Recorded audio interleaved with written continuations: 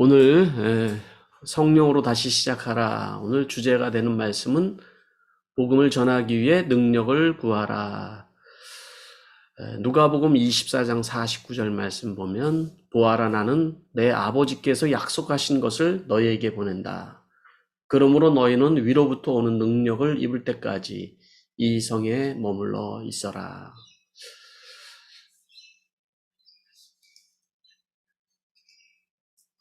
복음을 전하기 위하여 능력을 구하라.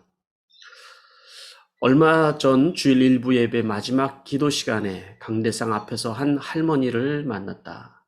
할머니는 브루클린의 가난한 동네 방 하나짜리 아파트에서 정신병원을 들락거리는 큰딸과 두 10대 손자, 둘째 딸과 6살 난 손녀, 심지어 다 자란 아들까지 함께 살면서 시련의 나날을 보내고 있었다.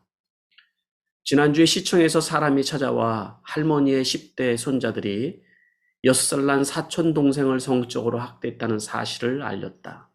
할머니는 가슴이 찢어졌다. 할머니는 예수님을 사랑했고 가족을 위해 간절히 기도하는 분이었다. 나는 진심으로, 전심으로 할머니를 위해 기도한 후 가정 상담 사역 담당자를 불렀다. 할머니는 절망스러운 혼란 속에서도 용기를 잃지 않고 하나님의 약속을 강하게 붙잡았다. 주일 2부 예배 기도 시간에는 한 10대 소녀가 앞으로 나와 기도했다. 눈을 감고 기도하는 소녀의 눈가는 눈물이 맺혀 있었다. 소녀를 위해 기도하려고 기다렸다. 몇 사람을 돌려보냈는데도 소녀의 기도는 좀 채 끝나지 않았다. 모임 후에도 계속 기도하는 사람들을 위해 잔잔한 음악이 나오는 동안 소녀가 혼자가 아님을 알리는 아버지의 손짓으로 소녀의 어깨에 손을 얹었다. 그러자 소녀가 갑자기 흐느꼈다. 그 깊이를 알 수 없어 마음이 아려왔고 소녀 옆에서 조용히 기도했다. 하나님, 이 소녀를 위로해 주세요. 성령 하나님, 인도해 주세요. 어떻게 해야 합니까? 뭐라고 해야 합니까? 나는 좀 더 기다린 후 마침내 소녀에게 예배당 앞에 앉아서 이야기를 하자고 했다. 몇 살이니? 14살이요. 하지만 나이가 훨씬 더 들어 보였다. 소녀가 하는 몇 가지 자기소개를 듣고 난 후 물었다. 무슨 문제라도 있니? 소녀는 사정을 대략 밝혔다. 소녀는 지난 3년 동안 새 아버지에게 성폭행을 당했다. 결국 주위 사람들이 그 사실을 고발했고 그는 도주했다. 아직 체포되지 않았기 때문에 소녀는 안심할 수 없었다. 그때 소녀의 어머니가 다가왔다. 아름다운 부인은 눈물을 글썽였다. 하나님은 우리 교회에 처음 방문한 두 모녀를 사랑으로 어루만지셨다. 따님 말이 사실인가요? 네, 부인의 음성이 떨렸다. 어디 사세요? 보호시설에 지냅니다. 모녀를 데리고 사무실로 가서 예수 그리스도를 통해 하나님과의 관계가 회복되도록 모녀를 위해도 기도했다. 몇 사람이 그들을 데리고 친교실로 가서 점심을 먹었다. 그들은 온종일 나와 함께 지내며 같이 기도했다. 하나님, 보호시설에서 나갈 수 있게 해주시고 앞으로 가야 할 길을 보여주세요. 주일 1, 2부 예배에서 두 사람을 만난 후 3부 예배도 또 누구를 만날지 설레었다. 사역자라면 누구나 이런 하루를 보낸 적이 있을 것이다. 하지만 사역자만이 누군가의 아픈 사연을 들을 수 있는 것은 아니다. 당신의 가족이나 직장 동료 중에 또 이런 아픔이 있는 사람이 있을 것이다. 반항하는 자녀를 둔 부모가 있을 것이고 밑바닥에서 헤매는 사람도 있을 것이다. 화요 기도회는 7시에 시작하지만 하나님을 더 일찍 만나고 싶은 사람들을 위해 문을 2시간 전에 열어놓는다. 여러 목사와 집사들, 중보기도팀이 앞에서 있고 함께 하고 싶은 사람은 누구든지 앞으로 와서 기도를 부탁한다. 얼마 전 저녁 6시경에 예배당에 갔는데 사람들이 길게 줄을 서 기다리고 있었다. 나와 함께 기도한 사람도 연함은 사람이 넘었다. 기도회가 처음이라는 한 여성은 엉망이 되어버린 결혼 생활 때문에 우울하다면서 예전 남자친구와 바람을 피우고 있음을 고백했다. 또 한 여자는 상급의 의료 자격증 시험을 앞두고 있었는데 지금은 직장을 잃고 보호시설에 지내고 있었다. 금연이 목표인 여자 교도소에서 30년형을 사는 아들을 둔 주부도 있었다. 이렇듯 간절한 기도 제목을 가진 사람들을 만나면 어떻게 해야 할까? 상처가 있는 사람들을 위해 늘 기도하고 싶은데 무엇을 어떻게 기도해야 할지 모를 때가 종종 있다. 그러면 하나님에게 어떻게 기도해야 할지 엿줍는다. 네, 상황들을 이렇게 설명을 했는데요. 이렇게 주변에 기도가 필요한 사람들이 있는데 이 사람들을 어떻게 기도를 해야 될지 의문을 이제 얘기하면서 계속해서 내용을 얘기합니다. 내 힘으로 어쩌지 못하는 위기 상황이 닥치면 부족함을 절감한다. 뭔가가 더 필요하다. 그런데 그것이 뭔가 찬양과 경배는 아니다. 더 정확하게 번역된 성격도 아니다. 상담 분야의 학위가 필요할 것 아니다. 내게는 무엇보다도 하늘의 능력이 필요하다. 하늘의 능력이 필요하다. 복음을 전하여 사람들이 그리스도를 영접하고 그분에게 영광을 돌리는 영광이 보고 싶다면, 불가능할 법했던 난관을 극복하고 싶다면 성령의 능력을 더 많이 받아야 한다. 성령의 능력이 없이는 하나님이 바라시는 사람이 될 수가 없다. 첫 번째 파트, 성령님을 기다려라. 맨하튼의 야경이 참 좋다. 건물마다 수많은 사람들이 바쁘게 일하는 풍광, 그리고 그들의 새로운 계획이 뉴욕뿐 아니라 전 세계에 영향을 준다는 사실은 정말로 놀랍다. 하지만 그들의 영향력이 아무리 크더라도 정전이 되면 모든 것이 멈춘다. 사무실 건물은 무용지물이 되고 활동은 멈추고 새로운 아이디어는 어둠 속에 빛을 잃는다. 전기란 힘이 없으면 모든 잠재력이 사장된다. 신자들도 마찬가지여서 영적인 힘이 없이는 아무것도 할 수 없다.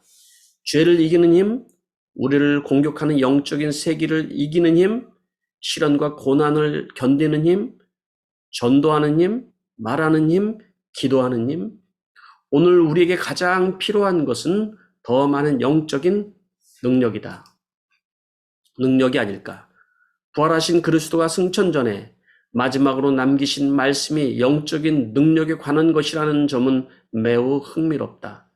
볼저다 내가 내 아버지께서 약속하신 것을 너에게 보내드리니 너희는 위로부터 능력이 입혀질 때까지 이 성에 머물라. 예수님은 복음만으로는 부족하다는 것을 예견하신 듯하다.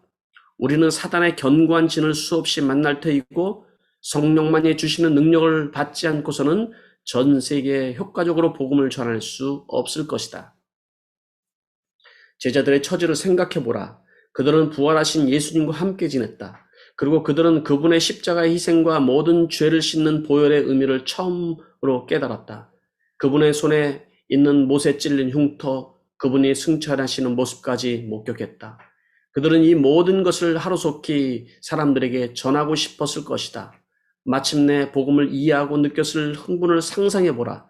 유대와 사마리아, 갈릴리뿐만 아니라 전 세계에 사는 사람들의 빈궁한 영적 상태를 느꼈을 것이다. 그들은 틀림없이 이런 생각을 했을 법하다. 지금 당장 복음을 전하자. 전도하자. 1분 1초가 아깝다. 우리는 예수님이 이런 생각에 찬성하리라 여긴다. 좋아. 너희가 내 못자국도 보았고 내가 부활한 것도 알았으니 가서 복음을 전하라. 하지만 아니다. 그분 정반대로 하라고 하셨다. 예수님은 그들에게 기다리라고 하셨다. 예수님은 제자들과 달리 정작 복음 전파에 필요한 것은 명민한 재능, 진실한 마음이 아니라는 것을 알고 계셨다. 그래서 제자들은 예수님의 말씀에 순종했다. 그들은 다락방에 모여 하나님을 찬양하면서 기다렸다. 오순절날이 이미 이름에 그들이 다 같이 한 곳에 모였더니 호련히 하늘로부터 급하고 강한 바람 같은 소리가 있어 그들이 앉은 온 집에 가득하여 마치 불의 혀처럼 갈라진 것들이 그들에게 보여 각 사람 위에 하나씩 임하여 있더니 그들이 다 성령의 충만함을 받고 성령이 말하게 하심을 따라 다른 언어로 말하기를 시작하니라. 예수님의 약속대로 성령이 임하셨다. 선지자 요엘의 예언이 이루어진 것이다. 하나님이 말씀하시기를 말세 내가 내 영을 모든 육체에 부어주리니 너희의 자녀들은 예언할 것이요 너희의 젊은이들은 환상을 보고 너희의 늙은이들은 꿈을 꾸리라. 이는 새로운 능력을 주시겠다는 뜻이었다. 오직 성령이 너에게 임하시면 너희가 권능을 받고 예루살렘과 온 유대와 사마리아 땅끝까지 이르는 내 증인이 되리라. 그리스도의 나라를 이 땅에 세우는 데는 하늘로부터 오는 능력이 필요했다. 예루살렘에서 기다리던 제자들은 예수님을 믿는 진실한 신자였을까? 그렇다. 그들의 교리는 정통이었을까? 그렇다. 성령을 능력을 받지 않고 단독으로 복음을 전할 수 있었을까? 그들은 분명히 그렇게 하고 싶었을 것이다. 하지만 예수님은 그들이 준비가 덜 됐다는 것을 아셨다. 그분은 그들이 부딪힐 원수의 권세, 반대와 좌절의 힘을 아셨다. 지난날 성령의 능력이 필요했다면 오늘날은 어떨까? 우리가 복음을 전하는 데서도 우리는 성령의 능력이 필요한 것이 부딪힐 원수의 권세, 반대와 좌절의 힘을 아셨기 때문에 성령의 능력이 필요하다는 것이죠.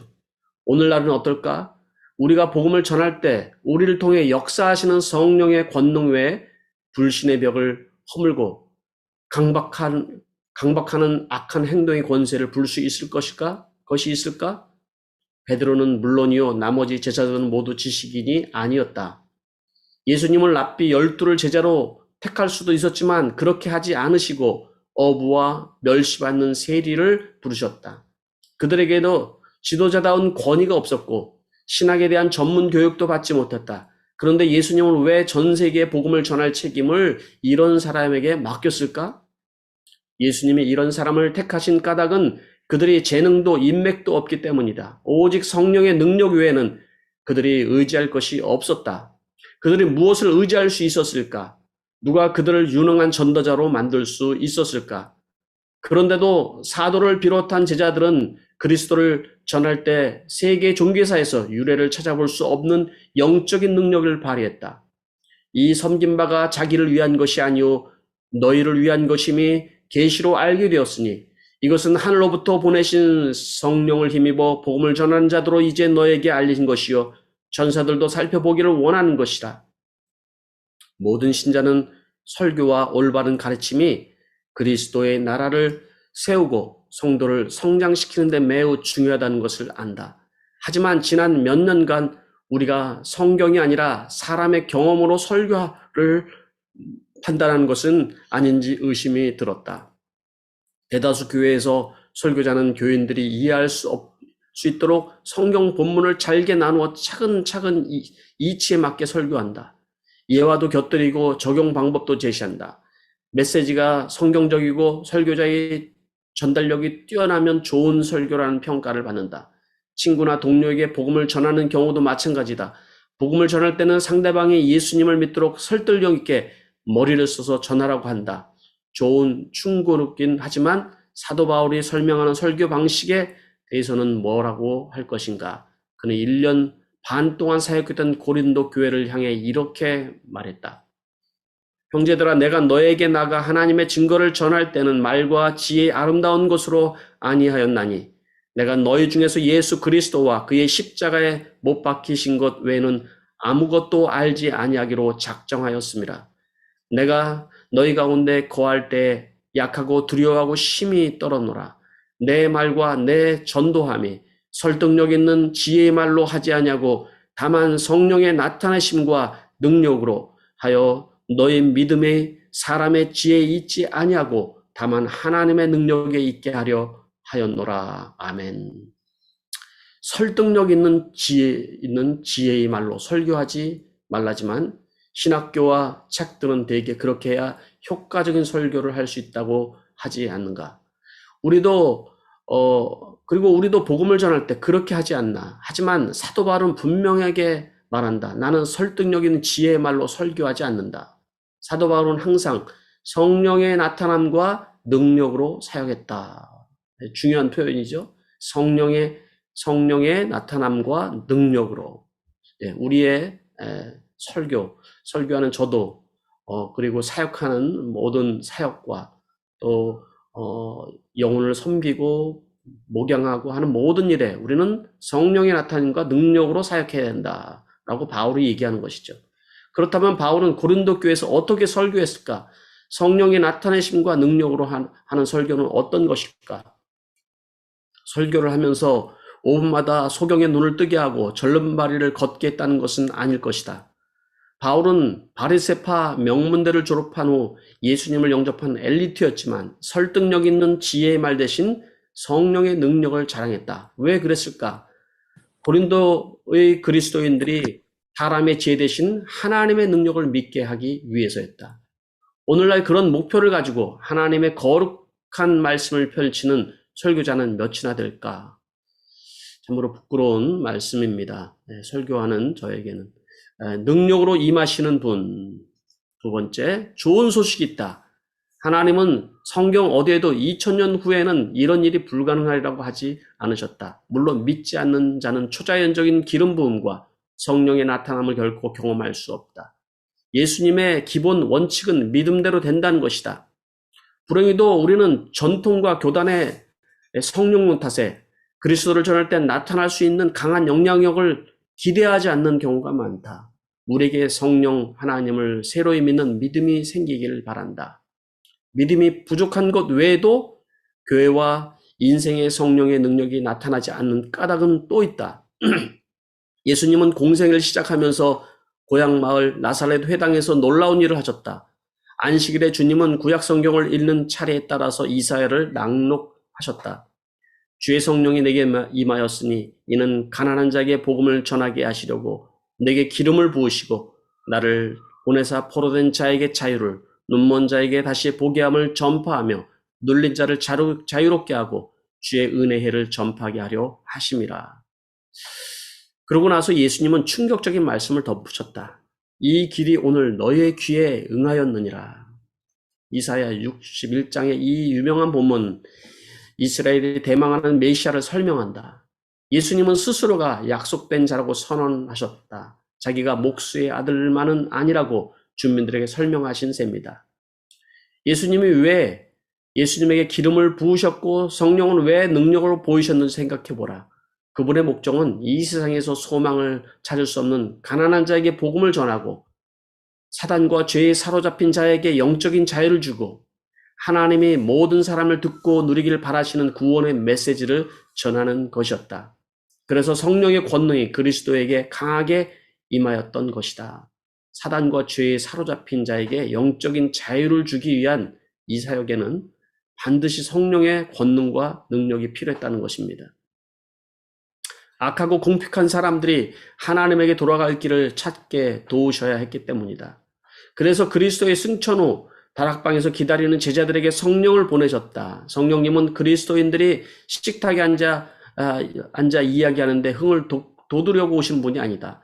영적인 황홀결도 좋지만 성령님은 그것을 위해 오신 분이 아니다.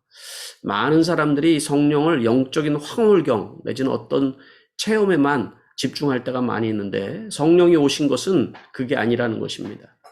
성령이 오신 목적은 많지만 으뜸을 꽂자면 세상에 그리스도의 복음을 전하는 하나님의 백성에게 능력을 주시기 위함이다. 이게 핵심적인 말씀이죠. 성령이 오신 목적은 많지만 으뜸을 꽂자면 세상에 그리스도의 복음을 전하는 사람, 하나님의 백성에게 능력을 주시기 위함이다.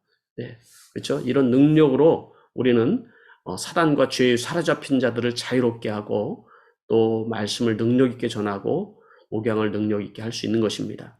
그리스도의 말씀을 떠올려 보라. 오직 성령이 너에게 임하시면 너희가 권능을 받고 예루살렘과 온 유대와 사마리아 땅끝까지 이르러 내 증인이 되리라. 우리가 사는 마을과 도시를 비롯해 온 세상을 사랑하시는 하나님의 마음을 헤아리지 못하면 우리는 성령의 능력을 발휘할 수 없다. 주님과 우리의 생각이 일치하지 않기 때문이다. 하지만 우리가 그리스도를 통한 구원의 복음을 전하고자 한다면, 영적으로 눈먼 자를 보게 하고 눌린 자를 자유롭게 하고자 한다면 예수님의 약속대로 성령은 능력으로 역사하실 것이다. 아멘. 안타깝게도 그리스도의 명령을 수행하지 않기 때문에 성령의 능력을 발휘하지 못하는 사람이 많다. 아무리 세상이 영적으로 어둡고 사단이 단단히 붙잡고 있더라도 우리 안에 계신 이가 세상에 있는 자보다 훨씬 더 크다. 아멘. 그리스도의 교회는 그리스도의 몸으로 부름을 받아 주님의 필요한 영혼에게 오늘도 사랑으로 찾아간다. 주변에 있는 궁핍한 사람들을 생각해보라. 모든 문제를 고치려 들지를 말라. 할 말을 미리 연습할 필요도 없다. 무엇보다도 상처받는 사람들의 혼란스러운 인생으로 들어가는 일을 무서워해서는 안 된다. 성령의 능력은 이러한 상황에서 나타나는 법이다. 성령은 우리가 모두 우리를 능가하는 권능에 의해서 세상 사람들에게 찾아가게 하시려고 오셨다. 우리가 열린 마음으로 사랑하고 그리스도의 이름으로 찾아갈 때 놀라운 우연이 생기는 듯하다. 새 아버지에게 성폭행을 당했던 어머니와 함께 보호시설에서 지냈던 앞날을 걱정했던 14살짜리 소녀를 기억하는가? 모녀는 주일마다 우리 교회를 찾았고 그들을 사랑으로 섬기는 자들과 새로운 가족이 되었다. 그리고 소녀는 어려운 상황 속에서 장학생이 되었다. 몇 주 다른 주에서 온 한 방문자가 우연히 소녀를 만났다. 그녀는 대학교 직원이었는데 소녀의 사연을 들은 도 소녀를 직접 만나 이야기를 나누었다. 성령이 그녀의 마음에서 역사하셨고 그녀는 잠시 후 소녀의 어머니에게 이야기했다. 걱정 마세요. 따님이 우리 대학에 올 수 있는 길을 찾아보겠어요. 하나님의 은혜를 베푸시면 장학금을 받을 수 있을 듯해요. 하나님이 어떻게 역사하는지 지켜봅시다. 나도 이렇게 그 자리에 함께 하였는데 새로운 희망에 기뻐하는 모녀의 모습이 아직도 생생하다. 평범한 사람들을 통해 특별하게 역사하시는 성령이 놀랍지 않은가? 네, 평범한 사람들을 통해 특별하게 역사하시는 성령님. 네. 성령의 능력으로 기도하고 행하고 조언하고 경청하고 말하고 한밤중에 일어나 중보기도 하는 사람의 인생은 참으로 크고 아름답다. 우리도 제자들처럼 결점이 많은 사람이다. 하지만 예수님은 계명을 지키는 우리에게 능력으로 힘하시는 성령을 주겠다 약속하셨다. 주님의 약속을 다시금 생각해보라. 너희가 악할지라도 좋은 것을 자식에게 줄 줄 알거든 하물며 너희 하늘 아버지께서 구하는 자에게 성령을 주시지 않겠느냐. 우리가 할 일은 구하는 것이다. 아멘. 네. 네, 여러분 오늘 읽은 말씀에 여러분 은혜를 많이 받으셨을 줄 믿습니다. 오늘 저는 이 말씀을 제가 미리 읽고 여러분들에게 또 읽어드리면서 참 성령의 능력이 없다면 우리는 어떤 것도 사실은 우리의 지혜와 우리의 생각으로 할 수밖에 없구나. 제가 설교하는 것도 정말 많은 시간을 투자하지만 그렇구나. 성령의 능력과 나타냄으로 하지 않는다면 사실은 우리는 꽹과리가 될 수 있고 정말 사람을 변화시킬 수 없다라는 그런 생각을 하게 되었습니다. 성령의 능력이 없이는 우리가 죄를 이기는 힘도 없고 영적인 세력을 이길 힘도 없고 기도할 힘도 없고 효과적으로 복음을 전할 수도 없는 거예요. 왜냐하면 우리가 정말 복음을 위해서 이 땅에 살아가는데 그 열정만으로 그 열심만으로 여러분 살아갈 수 없다라는 거예요. 사단이 견고한 진을 우리에게 통하여서 우리를 무너뜨리고 또 수많은 것들로 우리 원수들이 우리를 넘어지게 한다는 거예요. 우리가 여기 이게 읽을 때 나왔던 말씀처럼 우리에게 사단은 좌절의 힘, 또 불신의 벽, 죄악의 능력 이런 것들로 우리를 가로막고 있다라는 거예요. 수없이 그러니까 우리가 넘어질 수밖에 없는데 우리가 어떻게 사역할 수 있겠느냐 그 얘기인 거죠. 오직 성령의 능력으로 해야 된다. 그 말씀인 거예요. 우리 교회가 복음을 전하고 목양을 하고 또 말씀을 전하는 이 모든 일에 우리는 성령의 능력으로 사단의 세력을 결박하고 죄의 능력을 사로잡고 그래서 우리가 복음을 효과적으로 전하는 여러분들이 될 수 있게 되기를 주의 이름으로 축원합니다. 이 시간에 우리 같이 말씀을 생각하면서 같이 우리 기도하도록 하겠습니다.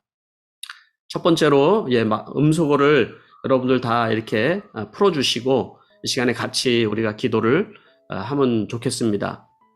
첫 번째 기도하는 것은 우리가 말씀 읽으면서 여러분들에게 주신 이 말씀이 여러분들에게 어떤 부분이 가장 여러분의 마음에 부딪혔습니까? 성령이 주시는 생각이라고 저는 믿습니다.